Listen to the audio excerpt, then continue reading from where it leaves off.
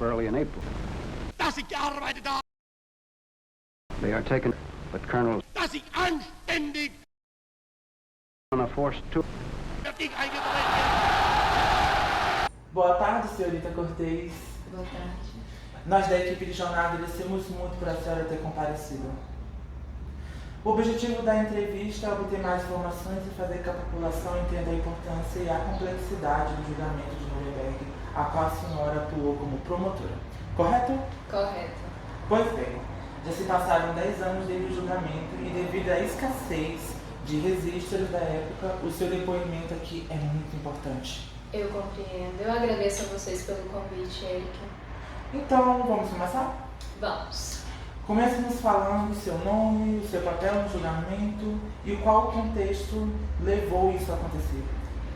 Quando você fala de contexto, você fala... As circunstâncias os quais levaram ao acontecimento. Ah, tá bom.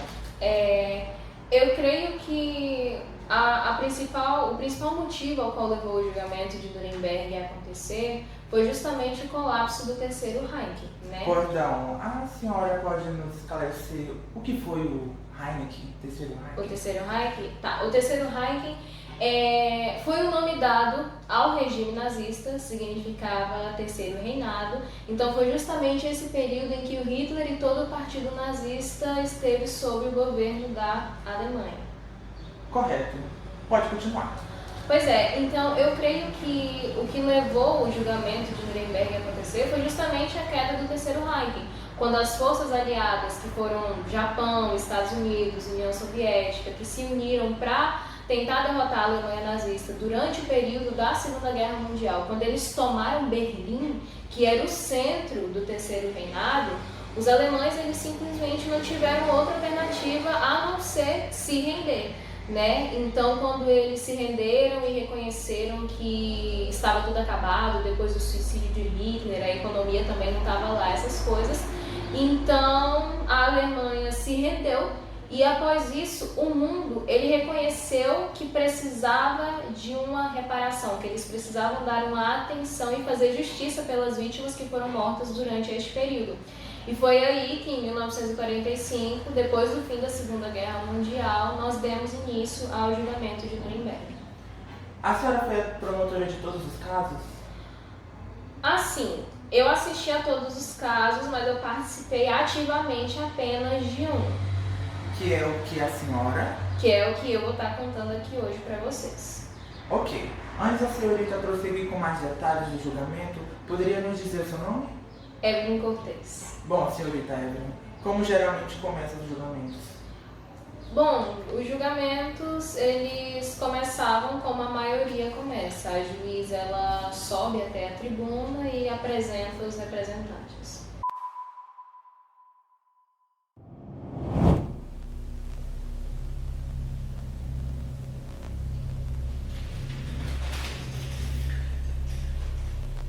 Cumprimento todos aqui que estamos presentes com um bom dia.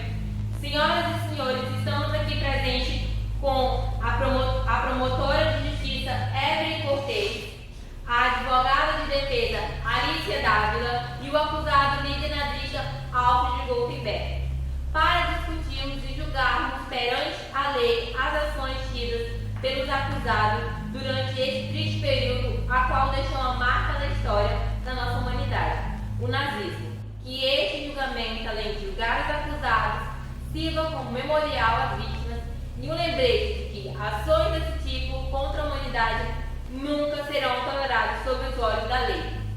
Que ele represente um passo em direção a um mundo onde a paz e os direitos humanos sejam respeitados.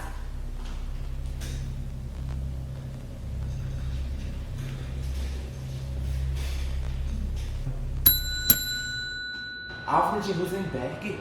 Nós vamos chegar lá. E os acusados tinham direito a um advogado de defesa? Eu pensei que crimes desse nível eram indefensíveis. Então, o julgamento de Nuremberg era para ser e foi um exemplo de justiça, um exemplo de como um julgamento deve ser. Então, dentro deste contexto, para que ele fosse um exemplo de justiça, nós deveríamos seguir todos os princípios de um processo e de um julgamento de fato. E esses princípios dizem que o acusado, o réu, independente de qual crime ele tenha cometido, ele tem o direito a um advogado de defesa. Mas todos no tribunal tínhamos ciência do que tinha acontecido e do nível do crime ao qual nós estávamos lidando. Os acusados serão processados por crime de guerra, crime contra a humanidade e crimes contra a paz durante o período da Segunda Guerra Mundial. A advogada de defesa, Alicia, deseja começar a falar? Sim, meritíssimo. Senhoras e senhores, está claro que o regime nazista foi uma situação de profunda tristeza e que nos fez duvidar da capacidade humana.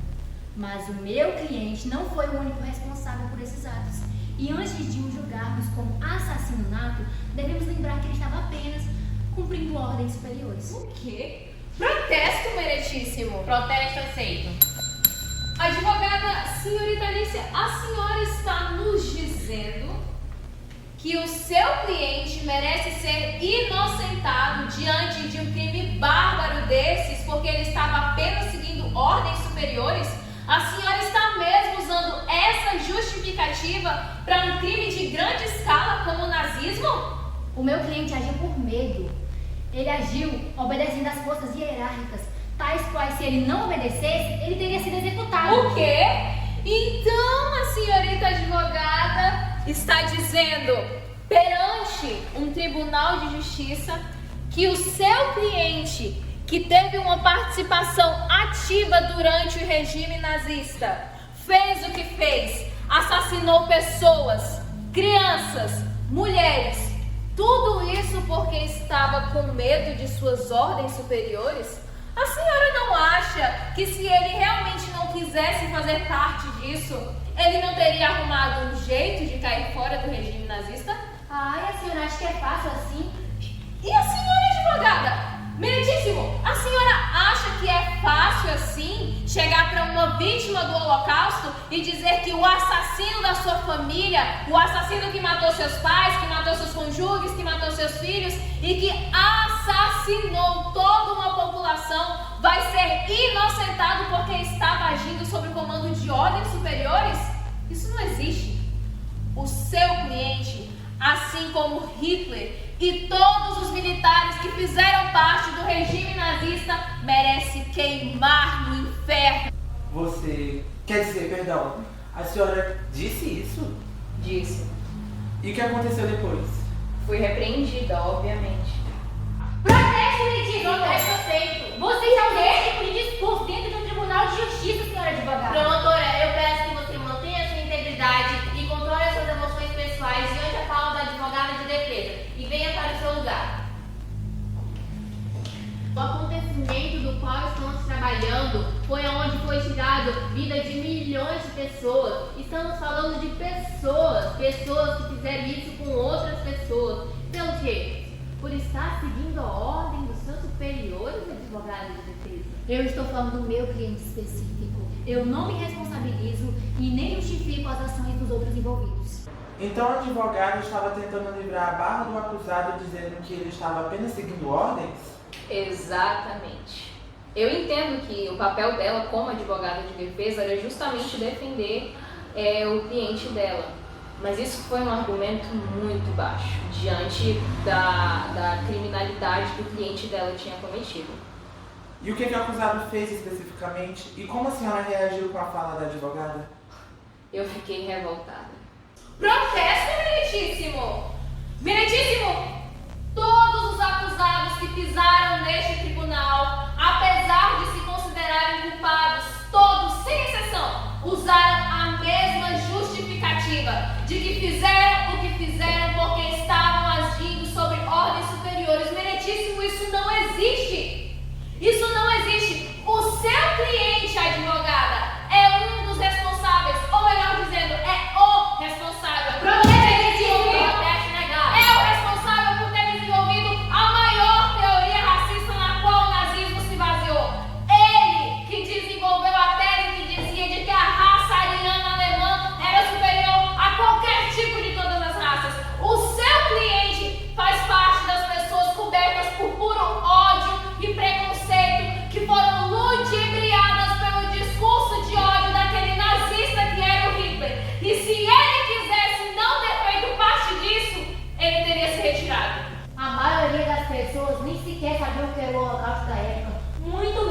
porco estava acontecendo. Advogada, não venha com esse argumento baixo de que as pessoas não sabiam o que estavam acontecendo naquela época.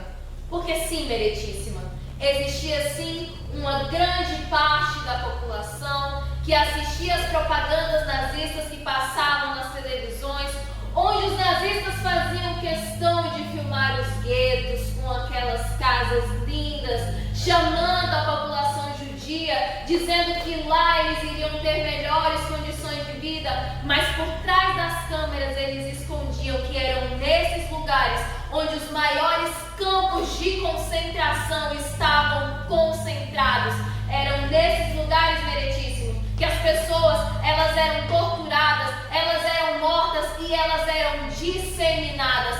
Então sim, advogada, existia essa parte da população que assistia às propagandas, que assistia aos comerciais de TV, que faziam questão de dizer que o nazismo era uma coisa boa e essas pessoas não tinham a mínima ideia do que estava acontecendo. Mas isso não se aplica ao seu cliente. Caramba, Alfred Rosenberg Que desenvolveu essa teoria racista.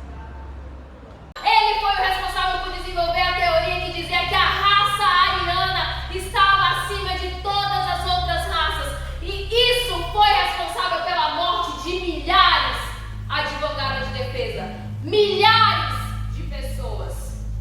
Então, não venha com esse discursinho baixo, com esse discursinho que parece até mesmo que a senhorita nem estudou o caso.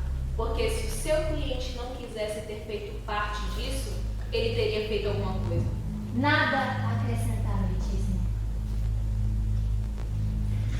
Excelência, dando continuidade à minha fala, para reforçar os meus argumentos tragos hoje aqui neste Tribunal de Justiça, eu tenho em minhas mãos registros fotográficos, documentos feitos pelos próprios líderes nazistas, inclusive pelo cliente da advogada de defesa, onde confirma o nosso argumento e o motivo de estarmos aqui neste tribunal, que é que esses homens que estão sendo julgados hoje não tiveram um pingo de empatia, não tiveram um pingo de arrependimento enquanto tiravam a vida de mulheres, enquanto tiravam a vida de crianças, enquanto escravizavam e deixavam passando fome famílias. E a custo de quê, meritíssimo?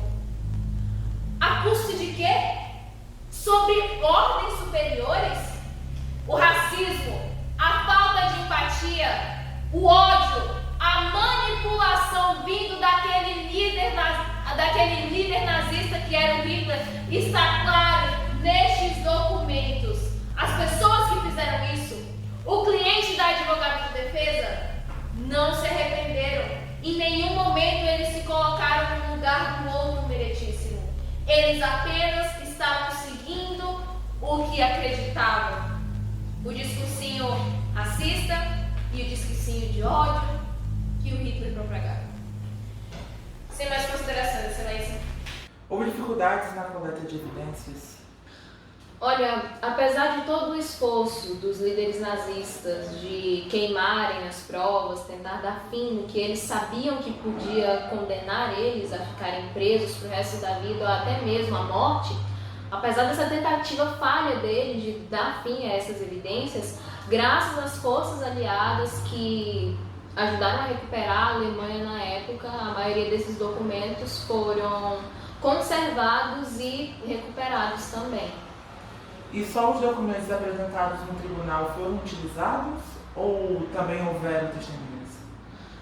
Bom, a gente viu que diante da magnitude do crime, os documentos apresentados eram sim suficientes para incriminar os acusados, especificamente o Alfred Rosenberg, mas nós sentimos a necessidade de trazer uma testemunha para que as pessoas elas pudessem entender a magnitude desse crime. Então sim, houveram testemunhas. Essa foi a parte difícil. Continuamos agora com o julgamento de Nuremberg. A acusação chamou agora para depor a Alfred Rosenberg.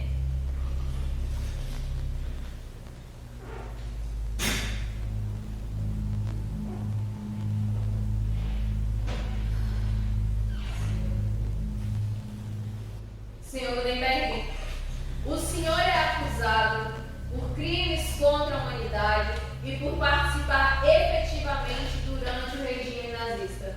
Qual é a sua defesa? Excelência, como já havia dito antes, eu não cometi nada desses crimes, eu sou inocente. Inocente, protesto meritíssimo! Protesto revisado. Todos nós que estávamos lá apenas estávamos recebendo ordem dos nossos superiores. Tínhamos que obedecer. O meu cliente é inocente até que se prove o contrário. Chamaram o acusado para depor primeiro? Eu creio que isso foi uma tentativa da defesa de fazer com que as pessoas ouvissem primeiro o acusado, ele dizendo sobre como ele era inocente, para que a gente caísse nesse papinho de que ele realmente é inocente. E a testemunha? Ela veio depois. Podemos chamar a testemunha meritíssima.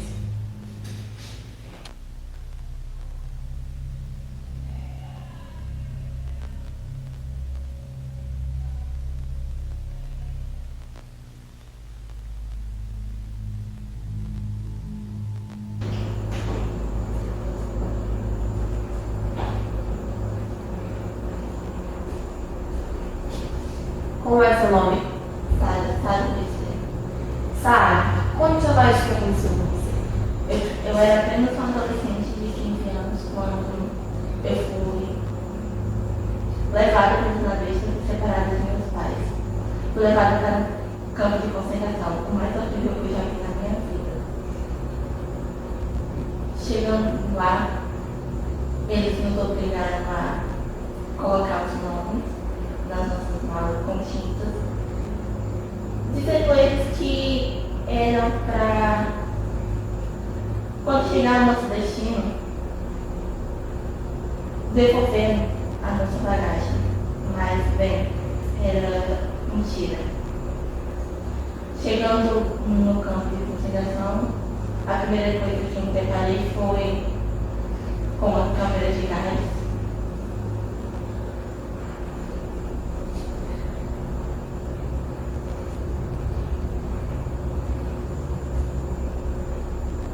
E quando a gente ia passando pela câmera de gás, o soldado que estava me levando perguntou se eu sabia o que era, que tinha, o que estava queimando ali dentro, e eu disse que não sabia. E ele disse que era minha família. E depois desse dia, eu nunca mais vi eles, né? Eles foram mortos e a gente vivia sem comer, sem beber, sem tomar banho. A gente era tratado como cachorro, como vira-latas. E algumas mulheres eram estupradas pelos soldados. Eles viam elas como objeto sexual. Eu fui 2 vezes levada até a câmara de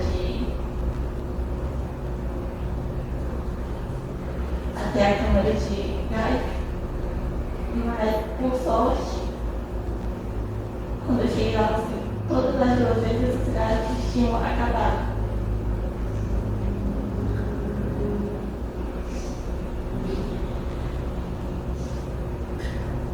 E o meu único objetivo era me manter viva para fazer justiça para minha família. Sara, eu acho que ficou claro para todos do tribunal tudo que você passou nos campos de concentração. Advogada de defesa, você tem alguma indagação a fazer? Sim, Letícia. Senhora Sara, peço desculpas pelo seu sofrimento, mas posso lhe fazer uma pergunta? A senhora tem evidências que o meu cliente participou diretamente dos eventos que a senhora descreve? Não, eu não tenho como comprovar, mas eu sei sim que ele sabia tudo o que acontecia. Senhora Sara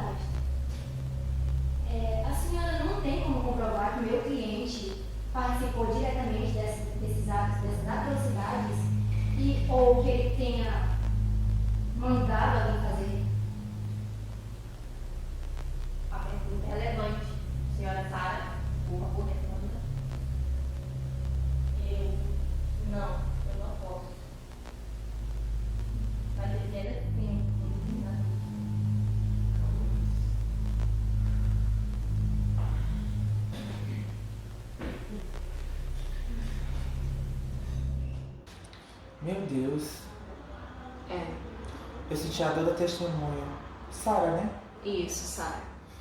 Eu senti a dor dela só através do que você disse. Acho que foi muita falta de empatia da advogada fazer esse tipo de pergunta. É, eu também achei.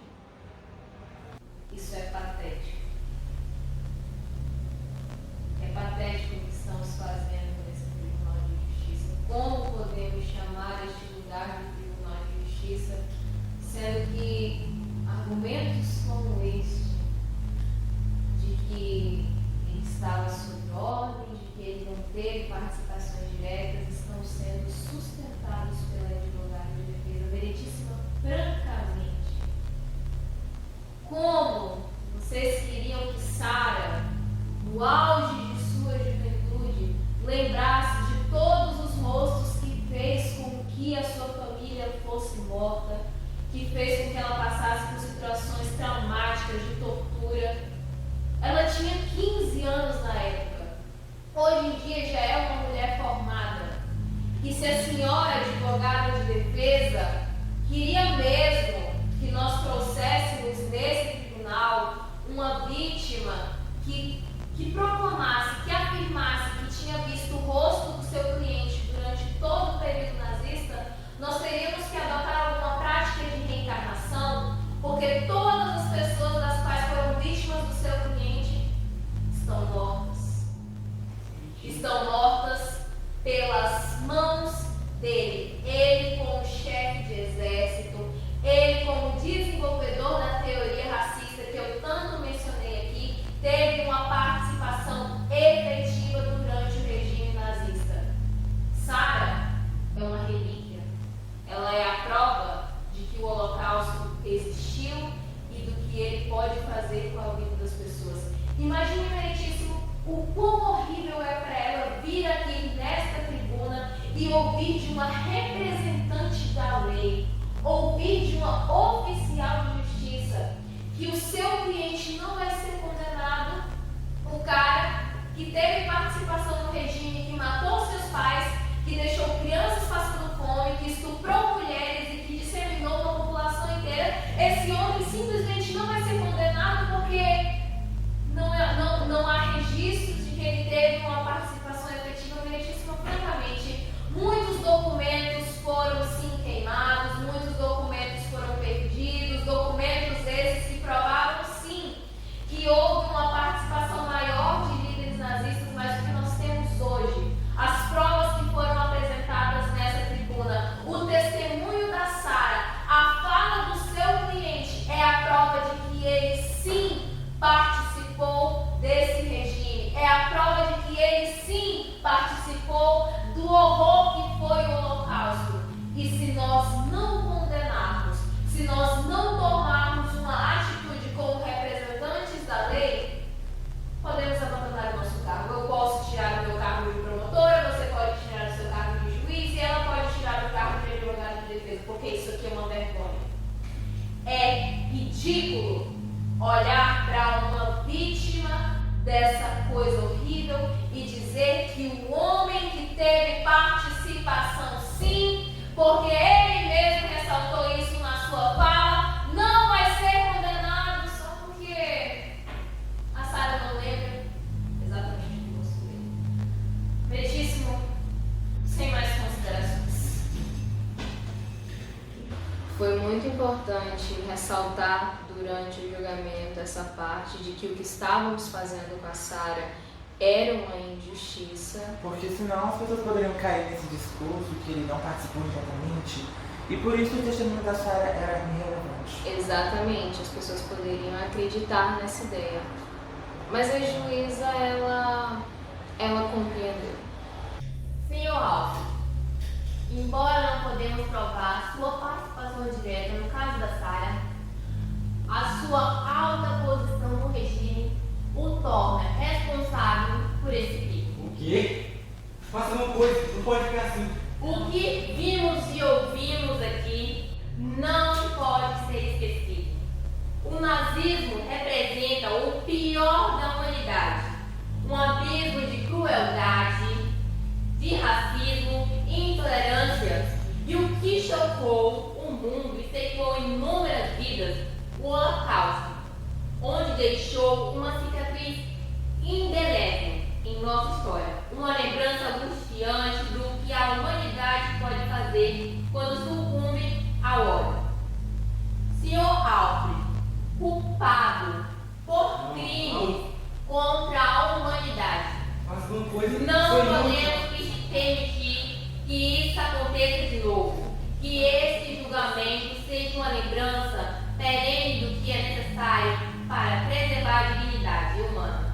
E que ele inspire e a busca continua por um mundo de paz, tolerância e compreensão. Este julgamento está encerrado. Não. Bom, promotora, gostaria de agradecer a sua participação aqui, mas antes de encerrarmos, eu gostaria de fazer uma última pergunta. Qual o legado que o julgamento de Nuremberg deixou e qual a sua mensagem às gerações futuras? Bom, eu acho que um dos principais legados ao qual o julgamento deixou foi um alerta para a população, né? Porque o Hitler, ele chegou ao poder através do voto popular. O regime nazista, ele tinha o nome de Partido Socialista dos Trabalhadores Alemães, apesar de que ele não tinha absolutamente nada a ver com o socialismo. Inclusive, o regime nazista foi um regime de extrema direita. Então, o julgamento de Nuremberg, ele veio justamente para mostrar para essa parte da população que na época nem sabia o que era o Holocausto, o que aconteceu durante o período da Segunda Guerra. Então, todas as medidas tomadas diante do julgamento, elas serviram para mostrar de que crimes contra a humanidade, de que guerra, de que crime contra a paz, eles nunca serão tolerados pelos olhos da lei. E apesar de que hoje ainda existam pessoas com que colaboram para que esse partido se mantenha vivo, tanto eu como você, Eric, e todas as pessoas que vão ver essa entrevista podem ter a segurança de que um dia a paz ela se estabelecerá. Mais cedo ou mais tarde, o julgamento de Nuremberg veio para nos mostrar isso.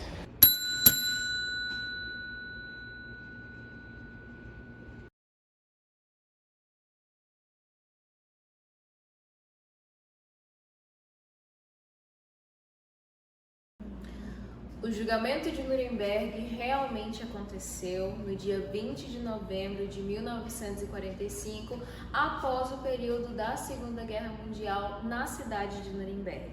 O que nós fizemos aqui foi só uma dramatização bem fictícia do que realmente aconteceu.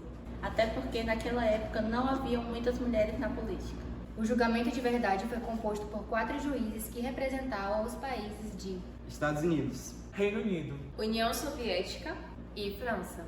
24 líderes nazistas foram julgados e cada um teve direito a um advogado de defesa. Houveram muitas testemunhas que sobreviveram ao Holocausto para depor. além de ex-membros do regime nazista. haviam muitos oficiais militares, tradutores, estenógrafos, além de outros profissionais. Todos eles contribuíram para o procedimento do tribunal. O julgamento durou 10 meses, tendo início em novembro de 45 e término em outubro de 46. A maioria dos julgados foram condenados pelos seus crimes e a justiça foi feita. Mesmo depois de tanto tempo, é muito importante falar sobre o Holocausto. É muito importante falar sobre o nazismo para que crimes como esse não venham mais a acontecer. A principal diferença entre o fascismo e o nazismo é que o movimento fascista na Itália utilizou muito mais poder militar para impor a sua crueldade sobre a população. Já os nazistas investiram muito mais em propagandas. Hitler fez uma verdadeira lavagem cerebral nas pessoas. Os alemães revoltados por terem levado a culpa do fim da Primeira Guerra Mundial ficaram apaixonados pelo que o ditador expôs do que a sociedade alemã tinha que crescer e mostrar todo o seu poder ao mundo. Foi aí que o ultranacionalismo surgiu e qualquer pessoa que atrapalhasse o crescimento da Alemanha deveria ser morto. Esse qualquer pessoa se transformou na raça judia, nos negros, nos homossexuais e em qualquer pessoa que não seguisse o padrão da raça ariana. E aconteceu o que aconteceu. Mortes, Crianças desnutridas, Pessoas morrendo só por causa da sua raça. ou sexualidade. Com a ocupação das tropas soviéticas e das tropas aliadas sobre Berlim, Com o suicídio de Hitler em abril de 1945.